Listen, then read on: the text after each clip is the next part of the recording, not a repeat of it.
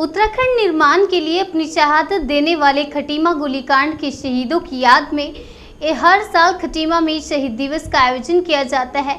आज 1 सितंबर को उत्तराखंड शहीदों की 26वीं बरसी के उपलक्ष्य में खटीमा में आज नव निर्माणाधीन शहीद पार्क में मुख्यमंत्री पुष्कर सिंह धामी के साथ ही भारतीय जनता पार्टी के नैनीताल लोकसभा से सांसद बाप, केंद्रीय रक्षा व पर्यटन राज्य मंत्री अजय भट्ट शहीदों को श्रद्धांजलि देने खटीमा पहुंचे। केंद्रीय मंत्री अजय भट्ट ने शहीद पार्क में पहुंचकर शहीदों को श्रद्धांजलि दी, वहीं शहीदों के परिजनों को ढांढस बंधाया। इस मौके पर केंद्रीय राज्य मंत्री अजय भट्ट ने मीडिया से कहा कि वह हर साल शहीदों को श्रद्धांजलि देने खटीमा में 1 सितंबर को पहुंचते हैं। आज भी वह शहीदों को श्रद्धांजलि देने खटीमा आए हैं। इन शहीदों की बदौलत ही उन्हें हमें उत्तराखंड राज्य मिला है और हम उनके परिजनों को यह विश्वास दिलाना चाहते हैं कि उनके बच्चे भले ही जिंदा नहीं हैं, लेकिन उनके बच्चों का सपना साकार करने का भारतीय जनता पार्टी पूरा प्रयास कर रही है और उनके परिजनों की कमी को वहां कभी कम नहीं होने देंगे। के बिना हमारा अस्तित्व नहीं है। आज हम जहाँ हैं, चाहे मुझे मोदी जी की टीम में मैं गया हूँ, मैं सांसद बना, जिसमें हमारे शहीदों की शहादत है, उनका बलिदान है।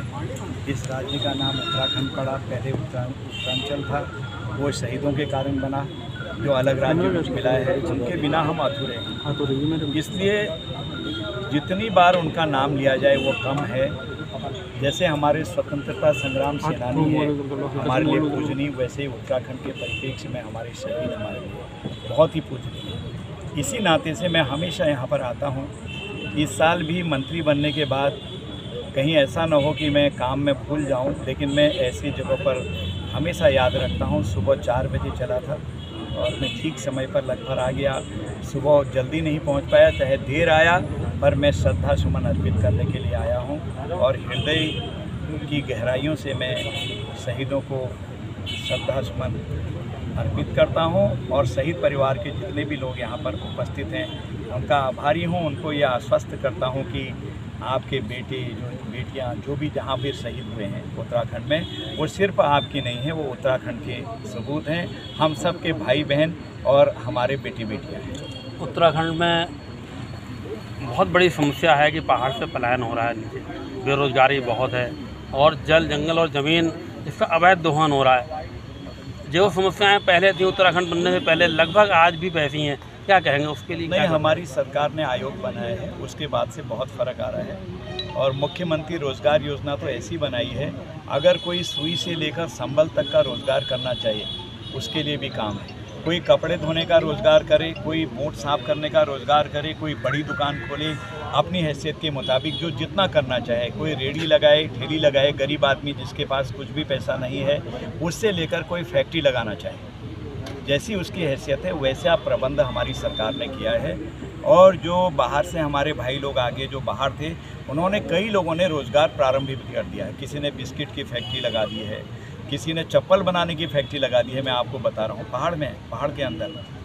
तो इस तरह से लोग अपने आत्मनिर्भर भारत की ओर, जो मोदी जी का मंत्र है, उसकी ओर बढ़ रहे हैं काफ़ी लोग। Thank you sir. जनप्रतिनिधि के रूप में, एक विधायक के रूप में मैं प्रत्येक वर्ष यहाँ पर शहीदों को नमन करता था, उनको पुष्पांजलि करता था, श्रद्धांजलि करता था और हमेशा ही संकल्प हम लेते थे। आज मैं आप सबके समक्ष कहना चाहता हूँ कि हम संकल्पबद्ध हैं कि उत्तराखंड राज्य के जो शहीद हैं उनके सपनों के अनुरूप, हमारे उत्तराखंड आंदोलन में जिन्होंने भाग लिया, हमारे आंदोलनकारी, उनके सपनों के अनुरूप उत्तराखंड राज्य को बनाने के लिए, आगे बढ़ाने के लिए हम संकल्पबद्ध हैं और इसके लिए हम आगे काम करेंगे। मानते हैं कि सपने साकार हुए हैं उत्तराखंड खटीमा की जननी को आप हमेशा कहते हैं तो?